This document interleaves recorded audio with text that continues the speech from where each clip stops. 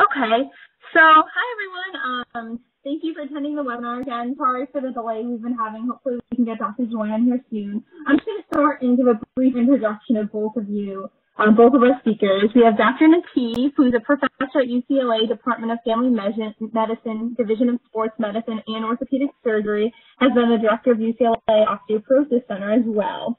And she serves as team physician for the UCLA Department of Intercollegiate Athletics, and a consultant for the USA Track and Field, Gymnastics, and United States Olympics Committee. And then we also have Dr. Joy, who is the Medical Director for Community Health at Intermountain Healthcare in Salt Lake City. She also practices family medicine and sports medicine at Salt Lake City Levy Well Center, and she's an adjunct professor at the University of Utah in the Department of Family and Preventative Medicine. And again, everyone, my name is Justine Falcone. I'm the president of the AMSSM Sports Medicine Interest Group, and we're giving the webinar tonight on Female Athlete Triad. We also have several of our other sports members, Sports Medicine Interest Group leaders on here as well as our Vice President, Nick Hadimeo, and some of our other attendees as well. So thank you for joining us tonight. But I think I'll let Dr. Nattiv and Dr. Joy, hopefully when she gets on here, get started with us. Okay. Well, thank you for the introduction and for the invitation to present the webinar on the Female Athlete Triad. Aurelia and I have worked very closely with one another for probably more than 20 years now. Both of us are on the are members of the Female Athlete Triad Coalition, and I'm currently the president of that group, as well as the incoming president for the American College of Sports Medicine. And, I've been involved in the Female Athlete Triad for a really long time. And, I'll share a kind of a personal story before I even launch into the slide deck. When I was a college athlete at the University of Minnesota, I played volleyball and ran track.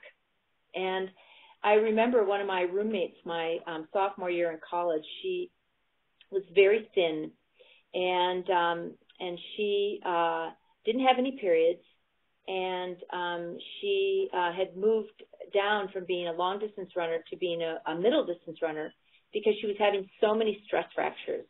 And I can remember even back then, so I'm going to really date myself now. So this was probably 1981, and I remember thinking, I wonder if she has so many stress fractures because she's so thin and doesn't get her period. So, it feels like I have been involved in thinking about the Female Athlete Triad for many, many years, and long before I ever went into medicine.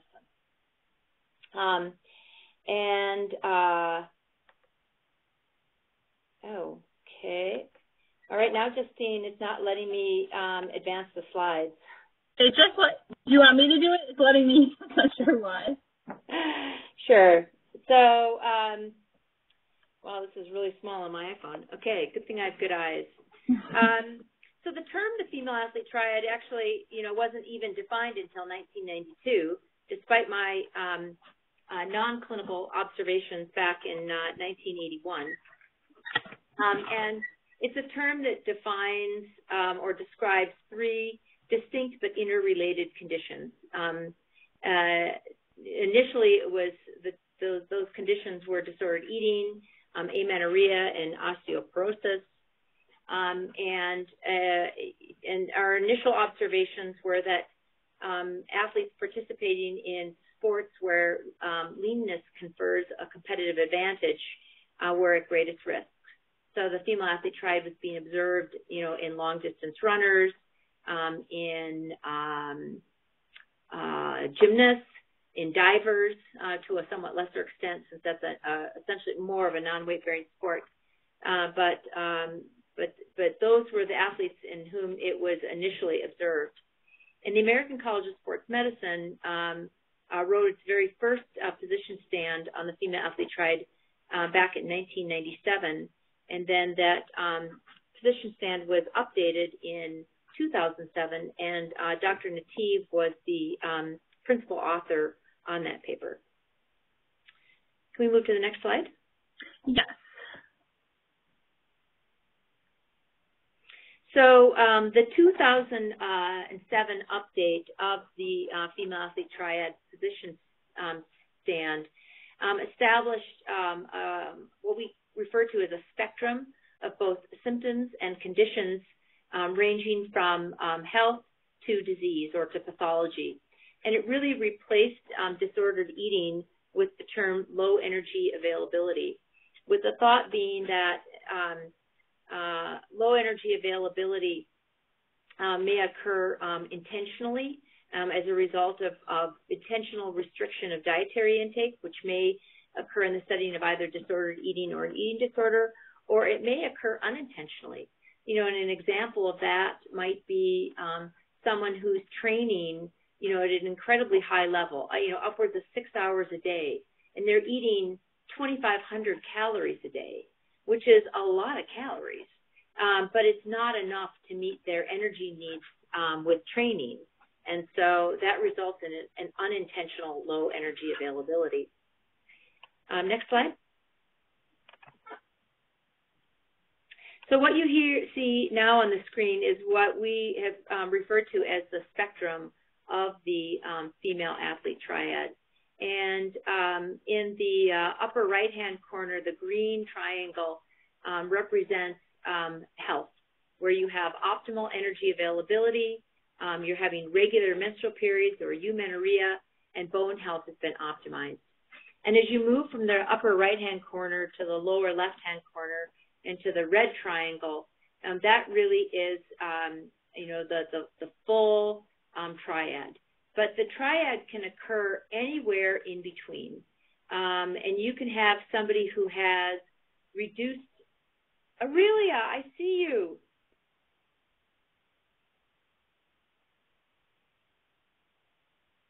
Yes, I can hear you as well. I see you. Fantastic. So Aurelia, we're on slide 4 on the spectrum of the athlete triad. And just talking about how the triad can exist even in the absence of all 3 conditions being present.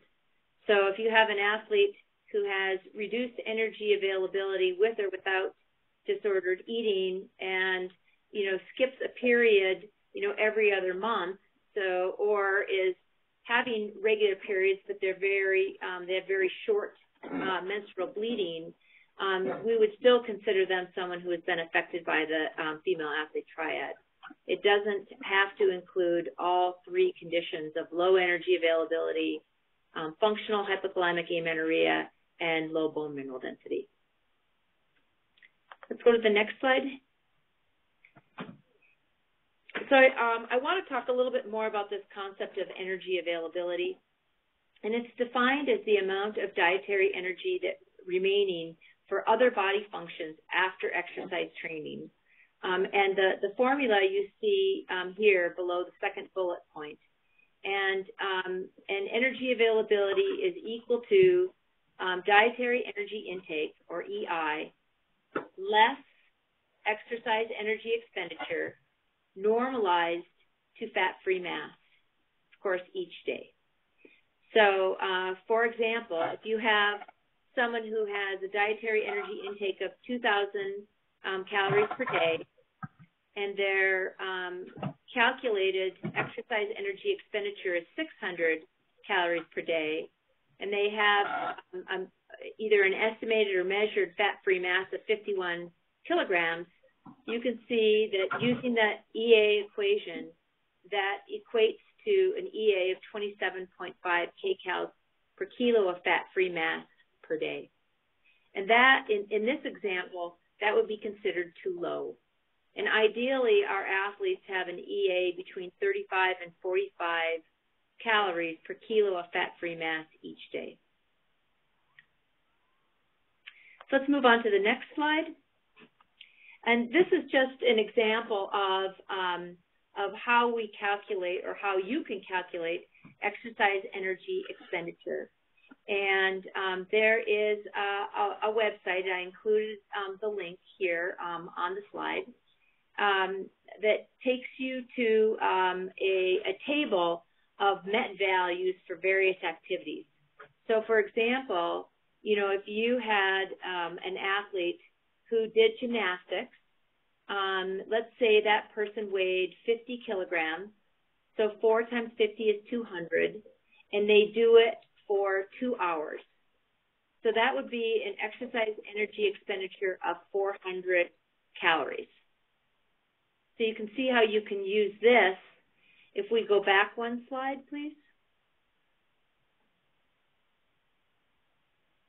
And we put that into the formula in the second bullet point, that 400 calories would be in the EEE, or exercise energy expenditure portion of the formula. So let's move ahead 2 slides now. Now I want to shift gears just a little bit and talk about prevalence of the triad. We could have pulled multiple papers and talked about, different ways that prevalence has been examined. This just happens to be, one of my favorite papers. It was written by a colleague of mine here at the University of Utah, as well as a very close colleague of Aurelia's and mine, Melinda Benor. And you can see it was published back in 2002. And this was a study that was done, it was a survey, an anonymous survey that was sent to athletes at 7 different universities. I apologize, I don't have the response rate on this slide, but 425 respondents. And you can see that a little over 3% self-reported a diagnosis of anorexia nervosa. Just over 2% reported a diagnosis of bulimia nervosa.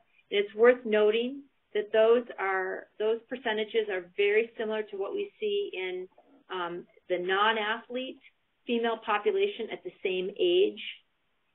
But using some subscales of what's called the Eating Disorder Inventory, or the EDI, you can see that between 15 and 32% scored at risk for an eating disorder, which is a pretty high figure when you consider that's up to a third of respondents scored at risk for an eating disorder, and nearly a third reported menstrual irregularity, and over a third reported bone injuries during their collegiate career. So, given the size of this study and their findings, certainly I think it raises the female athlete triad to the level of a public health concern. Let's go to the next slide. Although we talk about this as the female athlete triad, certainly dancers are athletes in their own right, and I did want to share with you some of the epidemiology of the triad amongst dancers, and you can see that there's a lifetime prevalence of any eating disorder amongst professional dancers that approaches 50%, and the point prevalence for eating disorders amongst younger dancers is thankfully much lower, but still unacceptably high. The prevalence for menstrual disturbance is about 10%, at least in this study. For secondary amenorrhea, meaning amenorrhea that occurred after regular menstruation has been established, but 70% for a lifetime history of menstrual disturbance. And up to 32% of university-level dancers develop a menstrual disturbance during their freshman year, typically when the intensity of their dance training increases substantially. And you can see that the prevalence for low bone mineral density, there's a considerable range, but at the upper end, it's certainly very concerning from a long-term health implication. Let's go to the next slide. All right, so this is the most important slide, I think, in the entire slide deck. And it's probably pretty intuitive to a group of medical students that the brain's job is to protect the self. But it's a really key component here in terms of understanding, the female athlete triad and why it occurs and why low energy availability is really the cornerstone of this condition. Let's go to the next slide. So what you see here is something that I often refer to as the bucket theory. And all of these energy buckets are really important when we're trying to understand what is contributing to low energy availability, menstrual dysfunction, and subsequent problems with bone health and potentially other problems. But, in each bucket, one bucket it has to do with energy intake, another with stored energy, and the third relates to energy expenditure. And if you'll recall, those are also the three components in our energy availability equation. So in the setting of low energy intake, also known as diet, or low stored energy, which we measure, basically through BMI and weight, and high energy expenditure, such as training. Let's go to the next slide.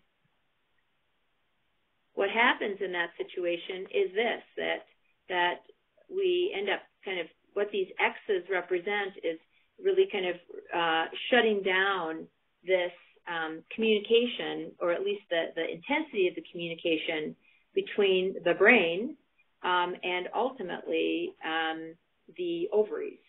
And so in the setting of low energy availability, we see decreased pulsatility of the release of gonadotropin-releasing hormone from the hypothalamus. That in turn results in a decrease in the release of both follicle-stimulating hormone and luteinizing hormone from the pituitary. And the consequence of that is that the ovaries are not producing adequate amounts of estrogen. And all of that is being done, let's go to the next slide, in an effort to prevent this. And if we go back to this concept of the brain's job is to protect the self, if the self does not have enough energy to protect itself, so you've got low energy intake or low stored energy or high energy expenditure, if you don't have enough energy to protect the self, you do not have enough energy to have a baby, because the brain just sees a baby as a big old parasite. It's just another big, gigantic energy drain. And so it's important to remember that, let's go back one slide, that, this cascade, is designed to promote reproduction, and survival of the species. But before survival of the species is survival of the self. And so, so we can go back to the pregnancy slide again. So the unintended consequence, of turning off the ovaries' production of estrogen is, and let's go to the next slide, is that the vast majority of women or females require estrogen to maintain normal bone health. And in the setting of low estrogen, we end up with unhealthy bone. And you combine that with, a weight-bearing athlete, and what you're seeing in the middle picture there with the positive arrow sign is a compression side stress fracture of the femoral neck. And sadly, in some athletes, those go on to actually, complete fractures. And so now you've, gone from, a season-ending injury for many to a life-altering injury for some. And so again, it just, adds to why it's so important that we address this in our female athletes. So let's go to the next slide. So let's just kind of go through these kind of quickly here. And again, this relates to kind of the idea that what we really want to do is we want to optimize each energy bucket. And I sometimes have people who say, well, I'll optimize my energy intake. I'll improve my dietary energy intake, but I'm not going to reduce my energy expenditure. Or they're willing to make, a change in one of the energy buckets. But what I'm going to try and show you here is that even if you perturb one of those buckets, it can still result in no menstrual periods. So in this example, we have somebody who has pretty reasonable energy intake. Let's say that they're eating 2,500 calories a day, and they're training 35 miles per week. That doesn't sound like too much. But when we look at their BMI, it's at 16.5. So their stored energy is low. And since their stored energy is low, we see that their fat-free mass is low, and then they have low energy availability and no periods. Let's go to the next slide. So in this next example, we've got somebody who's got reasonable stored energy. Let's say that their BMI is 19.2, and their energy expenditure, reasonable, running 35 miles a week. But they're restricting their dietary energy intake. And, their needs might be around, 2,500 calories, but they're only eating 1,800 calories.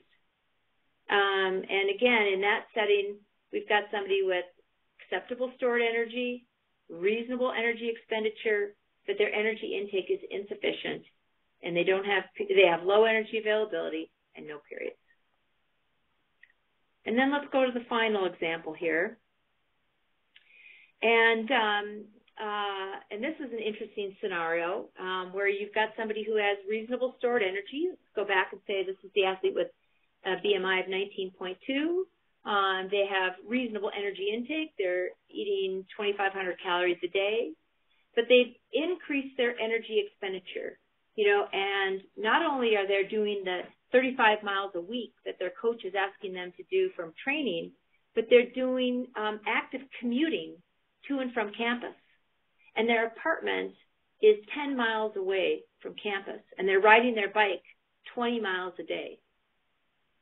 And so now they have this extra energy expenditure on top of what they're doing for training.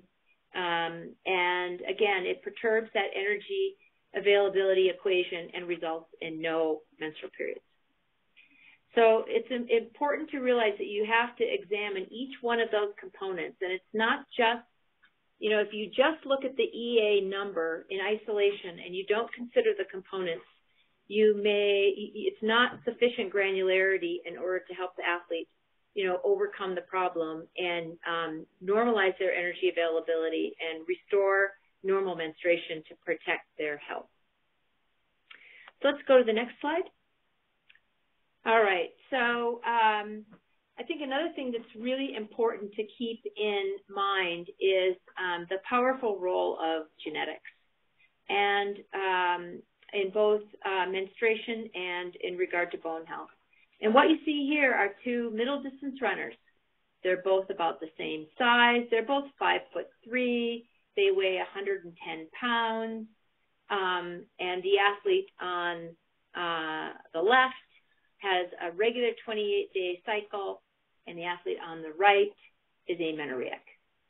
And the difference between these two is genetics and different threshold for, the effect of energy availability on that kind of reproductive cycle.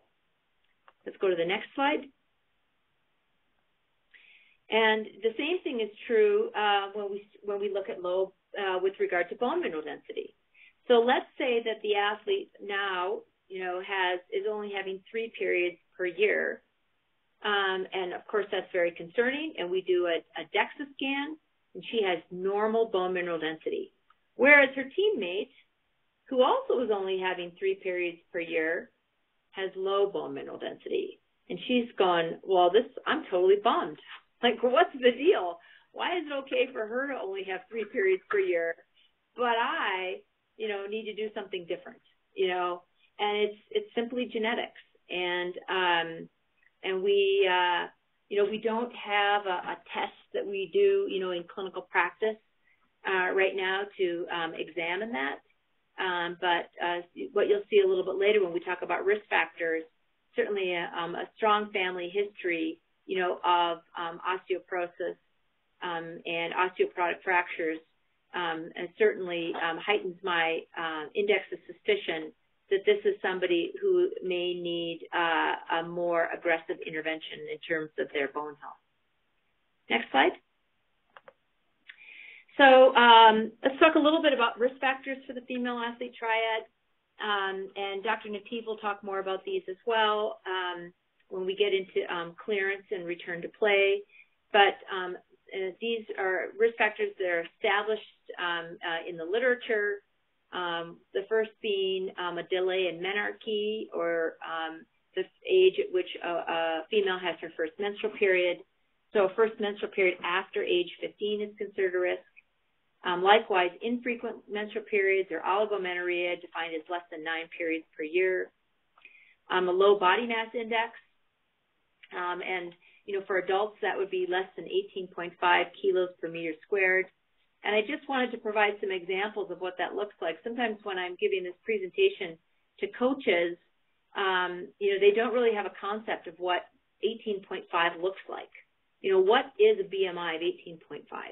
And so I provided some examples that, for a 5'2" runner, that's a weight of 101 pounds.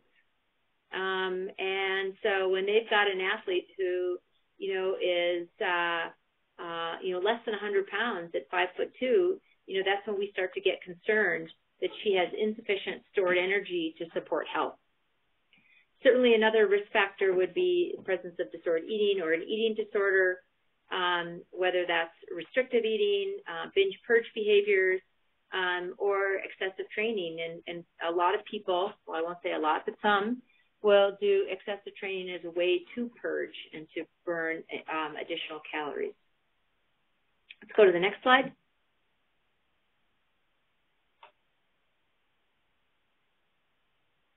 Can we go to the next slide, please? Sorry, it doesn't show it as being, it shows that it switched for me. Oh. I still have it as just risk factors for the female athlete triad and not other risk factors to consider.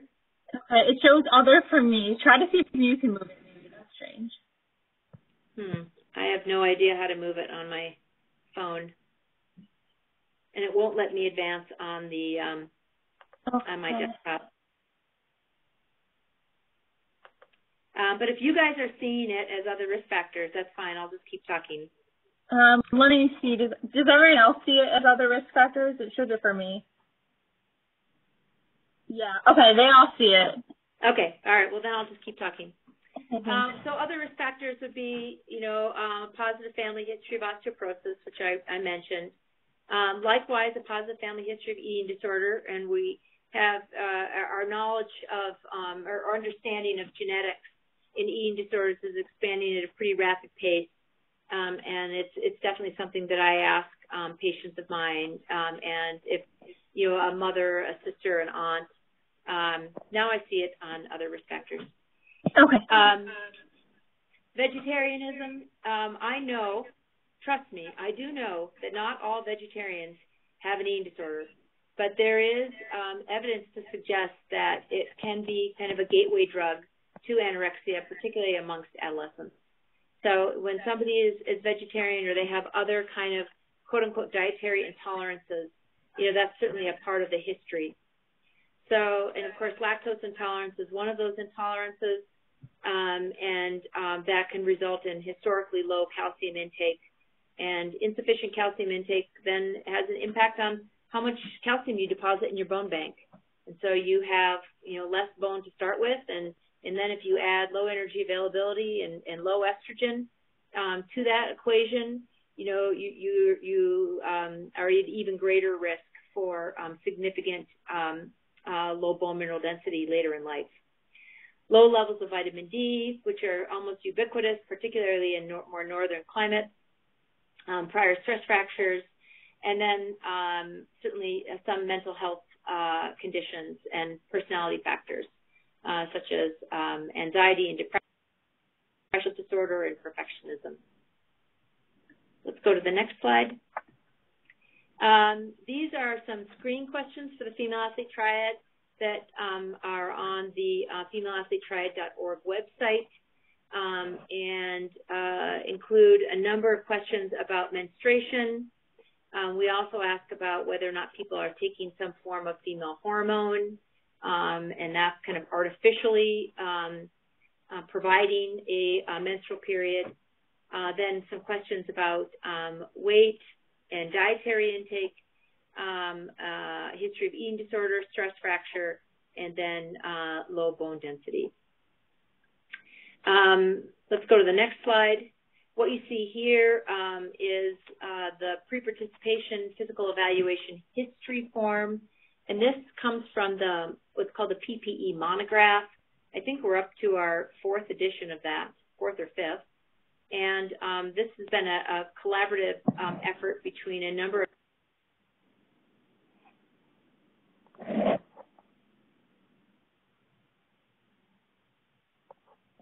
Dr. Joy? Did we lose her? I think. Hello? Can you hear me? Yes. I think we lost her. Oh gosh, okay. This is Dr. Nattiv? Yes, I can continue on until she gets on. Okay. Can everyone else hear her? Hi, can you guys hear me again? Yes. Okay. Okay. Sorry about that. Is that Dr. Joy? Dr. Joy? No. Okay. So let me, I'll go ahead and, this is Aurelia Nattiv, and I will take over until Dr. Joy comes and then finish up with the treatment and return to All right. play. Can you hear me again? Yes. I keep getting kicked out. I'm not sure why. Is Dr. Nattiv coming? Can you both hear each other? Yes. Yes. Perfect. All right. So this is the PPE form, and then I just blew up the section that includes the questions about the Female Athlete Triad. It's not as many as you saw on the previous slide, but it includes some of those questions. Although we'd like all of them to be on there, this is about all they had space for. Are these 8 questions of the 12? So certainly, if and when you guys are involved in performing pre-participation exams, you can add those additional questions. Let's move to the next slide. Those questions are really considered screening questions, and of course, screening should then lead to a definitive diagnosis. And the role of the physician is really to, determine whether or not there's disordered eating or an eating disorder. The cause of amenorrhea. Certainly, we can't assume that it's related to hypothalamic amenorrhea. Make sure that they don't have thyroid disease, that they're not pregnant, that they don't have some other condition that's resulting in a lack of menstruation, and then we evaluate bone health. And typically that's done with a DEXA scan, and when we're seeing young athletes, particularly high school and college athletes, the DEXA scan gives us 2 different scores, Z scores and T scores, and for younger athletes, we're using a Z score. And so if you're ever looking at a DEXA scan of a young person and they give you T scores, that is not the information that we use for clinical decision-making in this younger population. We also, as part of our multidisciplinary evaluation and treatment, engage dietitians, sports dietitians who have experience with eating disorders in the female athlete triad to help us to evaluate that individual's nutritional intake, and when indicated, utilize the services of experienced mental health professionals. And this is my last slide. Actually, I think I have one more after this. But this is now looking at interpretation of the DEXA scan, and I don't want to spend a lot of time on this, but I just do want to point out that we want our athletes to be on the positive side of this ruler, 0 and above. And when you get down into the -1 to -2 range of Z scores, in weight-bearing athletes, we would still consider that low bone mineral density, because their bone mineral density should be higher since they are performing weight-bearing exercise, and it's definitively low if their DEXA Z scores are less than -2. And then my last slide here is just in regard to interpretation. I mentioned previously that we're looking at Z-scores amongst our younger adolescents and younger adults, and not T-scores. And typically we're provided for adults with 2 scores, one of the lumbar spine and one of the femoral neck, because of that type of bone in the spine and femoral neck is more sensitive to changes in environment, that environment being the hormonal environment and the nutritional environment and a weight-bearing environment. And the lowest score is used for diagnosis and treatment. And so if their score in the femoral neck, which tends to be higher and better, is, let's say it's 0, but their lumbar spine score is minus 1.5, we use the score in their lumbar spine to drive treatment recommendations. So we don't get to cherry pick our best score. Unfortunately, we use, well, fortunately maybe, we use their lowest score in order to define what our treatment recommendations are. So with that, I'm going to turn it over to Dr. Nattiv, who's now going to switch gears and talk about treatment. Great. Hello, everybody. So I also wanted to have some time for the question and answer. So we'll get through the treatment and return to play, and I'd like to touch on each component of the triad. So first, we're going to talk about if you remember the spectrum, the energy availability spectrum. For treatment for this spectrum, which includes disordered eating and eating disorders at the end of the spectrum, we treat non-pharmacologically. So for each component, the most common treatment and our initial treatment in all cases is non-pharmacologic. So this involves the multidisciplinary team, which includes us as the physician, working closely with our dietitian. If we do have athletes with disordered eating or eating disorders, then ideally we want to work with a dietitian that has experience in that area as well as a sports dietitian. And if they do have disordered eating or eating disorders, a mental health professional as well. We're also going to have some athletes that don't necessarily have disordered eating and eating disorders, but they're still in an energy deficit. So in that instance, we don't necessarily need to work with a mental health professional, but definitely closely with the dietitian and close follow-up with us as a physician to make sure that they're following through and complying with the treatment plan, with the goal being to optimize the energy intake and the stored energy, which ultimately will result in more regular menses and better bone health. I can turn the slide here. Same thing with regards to menstrual dysfunction. It's the non-pharmacological treatment focusing on adequate energy intake, optimizing the stored energy with the goal being to restore regular menstrual function, normal menstrual function.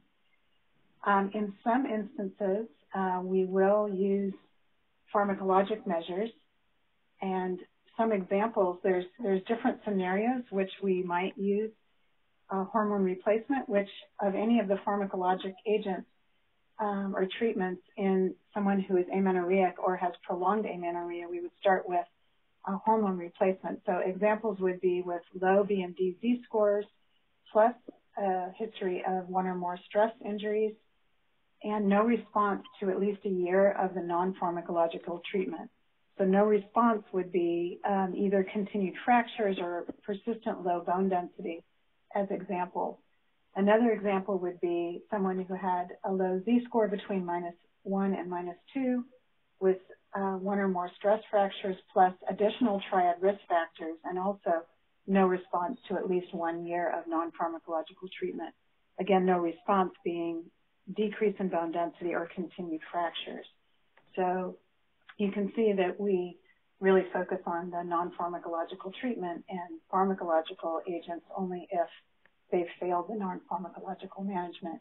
So the non-pharmacological management also includes optimizing their bone building nutrients, including vitamin D and calcium, and we usually use the Institute of Medicine recommendations, or if we know that they're deficient in vitamin D, then we replace whatever their needs are depending on how low their vitamin D is if we have obtained a vitamin D level. But the focus, again, is on increasing their energy availability so that they have adequate energy availability or slightly positive but not negative energy availability, not in an energy deficit, which many of these athletes are in.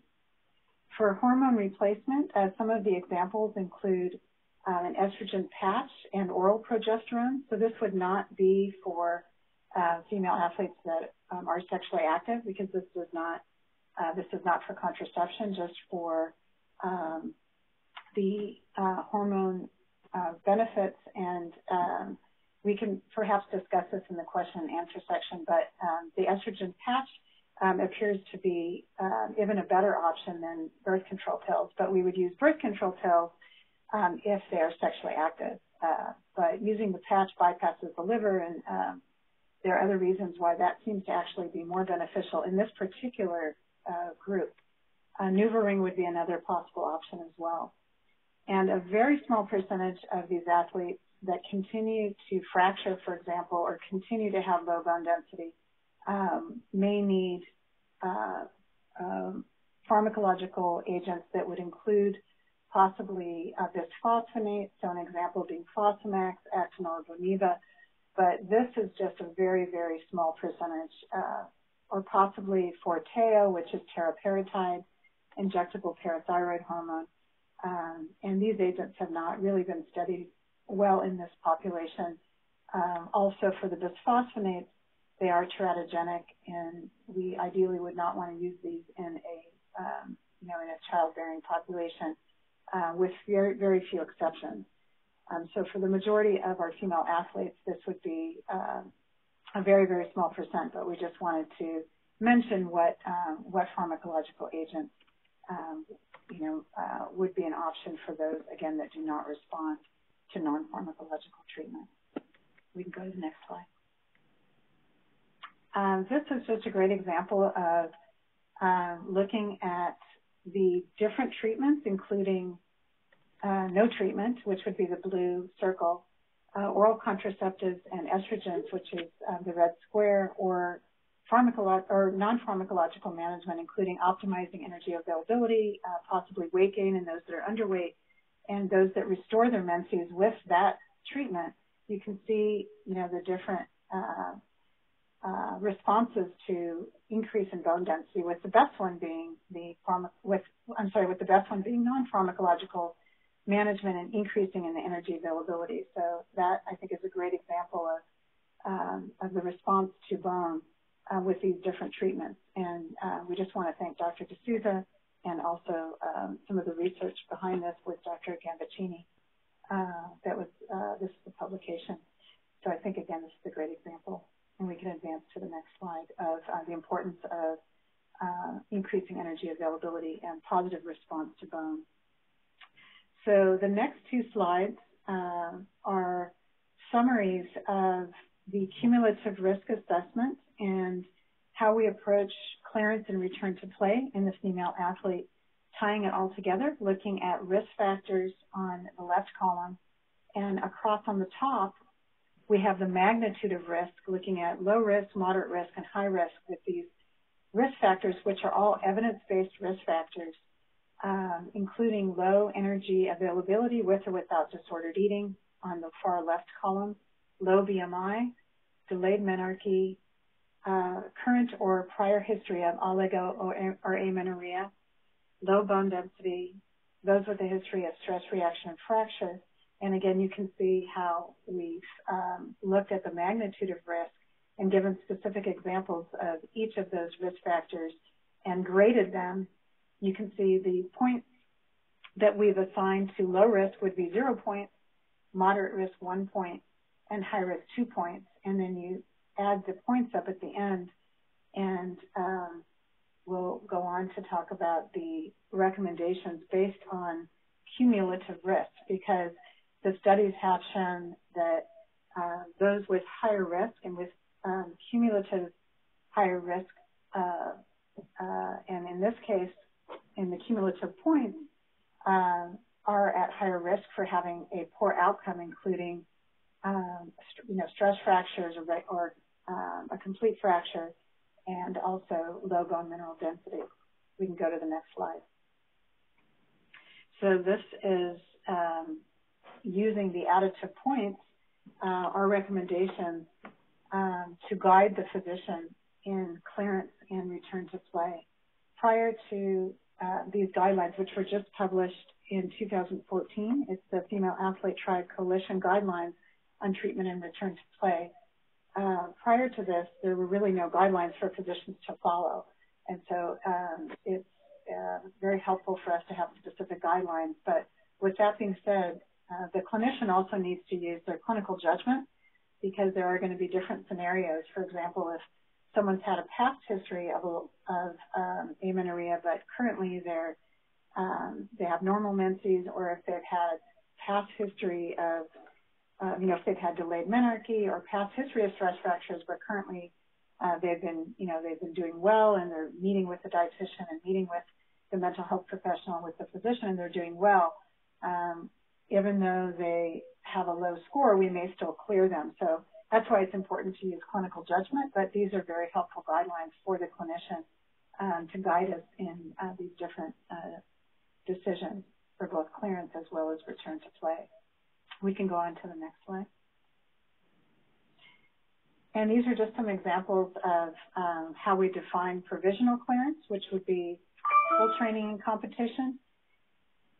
Based on the athlete's compliance and follow-through with a written contract. We do usually recommend a written contract.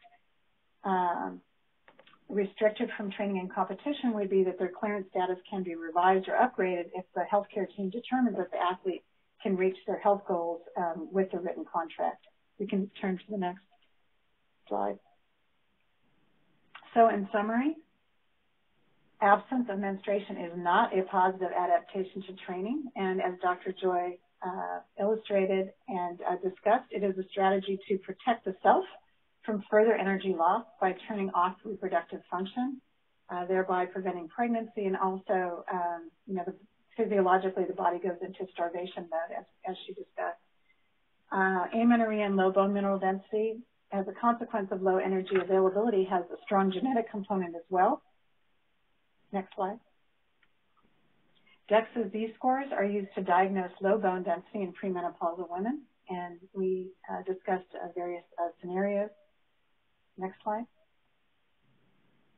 Screening for the triad should be done as part of the pre-participation evaluation, and treatment should be done by an experienced multidisciplinary team. Non-pharmacological treatment, as we discussed, is the mainstay of treatment, and we illustrated why with regards to bone health.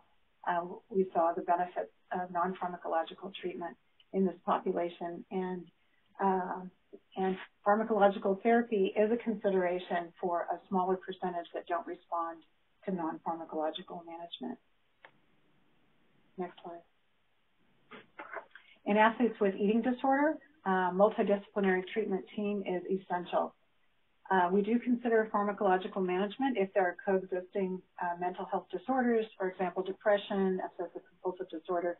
So pharmacological management of the additional psychiatric comorbidities would be another issue, and that's not uncommon. Residential care is a poor prognostic factor for the college athletic participants, and that is something just to be aware of. Next slide. So what should a coach do? Recruit healthy athletes. We need to change the culture. We need to emphasize form and function and performance rather than just weight or body composition. We need to create a new culture of healthy eating and just overall optimizing health, and not thinner is better. Athletes with eating problems, they need help. And as physicians, we, of course, are here to help them. But the coaches also need to look more towards the healthier athlete with regards to recruitment, and not, the thinner, not thinner is better scenario that I think they've done in the past. We need to trust our multidisciplinary team to provide the necessary care to protect the athlete and return them to health, working very closely with the physician. And last slide. And continuing on with what an athlete is to do, optimize dietary intake, their training, recovery, body composition, putting it all together, and that's our job, to help the athletes to reach optimal health and performance. We want to take some questions now, too, in the last few minutes that we may have. This is just the article that we are referring to with regards to clearance and return to play. Any questions? Feel free to just type them in the box and I can read them off if there's any questions. We had a video, but I think we'll just take the time for the questions, if there are any. Although this is Liz speaking, I will encourage you guys to take a look at this video. This is, if you look under YouTube, it's called Protect This House. And then it says Women, and then Under Armour. And it is a phenomenal video of the U.S. women's soccer team. And when they talk about protecting this house, they're talking about protecting themselves, and that, you know, this is their house, and that they know they have to take care of it in order to perform at the highest level. And it's truly inspirational, and I think is a really potent reminder of really what we want our athletes, you know, it sounds trite to say, but what we want our athletes to kind of look like and to embody, and to have this strength and health, and that's what's going to make them and to sustain them as optimal performers. Excellent. And it looks like we have some questions. One of the first questions is, for athletes that feel the loss of their period is a positive, how do you convince them this is not ideal and that they should want to change the situation when they're still performing well? Well, I think both of us can answer that. I'll give my response and let Aurelia comment. You know, but when I'm seeing athletes who are not menstruating, you know, my first comment to them is to say that, you know, the loss of menstruation is not a positive adaptation to training. You know, it is an indication that you have insufficient energy to protect health, and that, you know, you may not have a stress fracture now, but, you know, you may have one in the future if it continues. And not only, I mean, we have, you know, again, you know, an expanding body of evidence. I'll let Aurelia speak to this more than myself, that, you know, the low estrogen state, you know, not only can affect bone health, but can also have an effect on tendon health. And there have been some reports of higher rates of tendinopathy amongst athletes who are amenorrheic. And you know, that also can be a season-ending, in some career-ending injury. So, you know, the health and performance consequences of no menstruation, there are no good outcomes. Are we still on? Yep. Okay, because it just turned off. So yes, I agree. I really emphasize that there's increased risk of injury, and that there's, you know, a large body of evidence and research that correlates amenorrhea and prolonged oligomenorrhea, irregular menses, absence of menses, with stress fracture, you know, with frequency of stress fractures, and also lower bone density. So now and in the future, it significantly increases the risk of injury. Also, it's likely that if they continue to be in an energy deficit, which most of them are in, that their performance may be affected too. That's when they start to listen. If they know that the performance actually may be affected in a negative way. And finally, our coaches kind of get it as well, and they are telling the athletes the same thing now, which, you know, talk about changing the culture. When the coaches get it and start talking to the athletes about it, then the athletes listen. And so I think that you need to get the coaches on board. It really is changing the culture. So we need more studies that also show that it affects performance in a negative way in addition to injury. And I think we have one last question. It says, if an athlete is putting herself at risk, moderate or high risk based on the scoring spectrum, how do you specifically state your expectations for her before you allow her to return to play? Okay, that's a great question. So we also have in the paper examples of the written contract that spells everything out. And, you know, in the past, both Dr. Joy and I have used various contracts. We tried to make this one very user-friendly. It's one page, and basically it tells the athlete exactly what our expectations are, how many times we recommend that they meet with a dietitian once a week, as an example. If they need to see the mental health professional, how many times we recommend that they see the mental health professional, as well as follow up with the physician, and what the consequences are if they don't. So, for example, you know, if they don't follow through, that they may not be able to train or compete. And the athlete signs the contract along with the physician when they review it together, with the goal, of course, being to optimize their health and reduce the risk of injury and you know, future health problems down the line. So it's all because, you know, obviously we care about them and we know that by following through with this contract, it will improve their health. But we do need to have consequences specified so that they know what happens if they don't follow through and why we have, you know, each goal and what the consequence for each of those are. So it needs to be, that's why the written contracts work much better than the verbal contracts, because in our experience, we've seen athletes kind of falling through the cracks when you just talk to them about, you know, make the recommendations, but when you actually have it written down, they're more accountable for, you know, for their actions. And it really helps with our follow through. I think it's important too, you know, Aurelia, for us to remind the group that, you know, a contract is, you know, a two-way, a bi-directional agreement. Yeah. You know, it emphasizes what we expect of the athletes, but it also outlines for the athletes what they should expect of us. And, you know, that we have a responsibility to them to provide the best care, evidence-based care, compassionate care, and patient-centered care.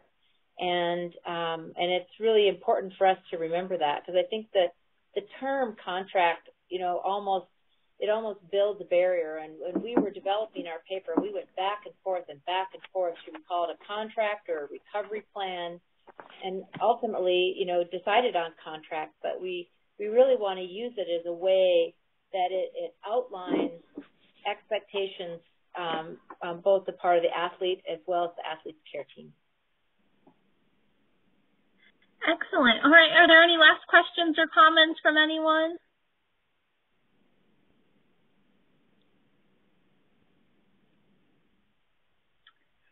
All right. Well, I really want to thank our speakers, Drs. Joy and Dr. Nattiv, for giving us a presentation tonight. And thank you to you guys for your patience as we sorted out all of our technical difficulties. I appreciate people staying on the line and hanging in there with us, and hope that you found this valuable. Yes, thank you very much. Feel free to contact us also if, I don't know if our information is provided, but I'm happy to answer any questions after. I think both Dr. Joy and I would be if there's any way that we can help out with questions, you know, after this ends. Absolutely. Thanks, Justine. Yeah, thank you, everyone. All right. Have a good night, you guys. Bye-bye. Bye-bye.